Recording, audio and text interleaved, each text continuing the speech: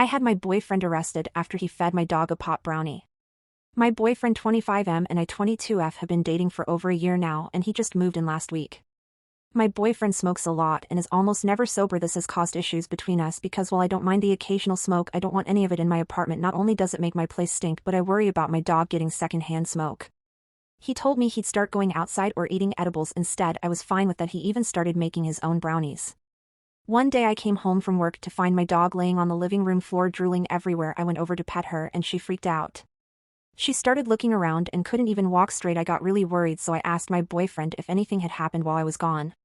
He just shrugged and went back to playing his video game. I heard my dog shrieking, and when I found her she was in the corner shaking. I called my boyfriend over and asked him to carry her out to my car so I could take her to the vet as she is a big dog. He walked in the room and told me to chill out, that she was probably just a little high and needed to sleep it off. I asked him how she could be high and he told me she was bothering him while he was playing his game, getting excited and bringing him slimy toys, so he tried to mellow her out by giving her one of his brownies. I started cursing him out as I rushed over to try and lift my dog up. He acted all innocent and said she would be fine and I should just leave her alone.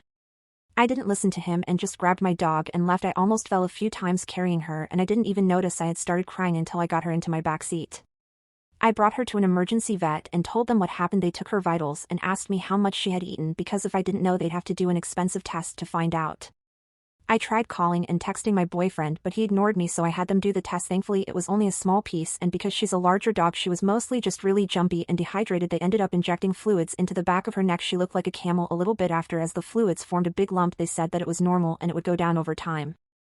I took her back home and wasn't even sure what to do about my boyfriend, but I knew he had to leave and I didn't think our relationship would last this. When I got back he was asleep in our bed, so I slept on the couch with my dog.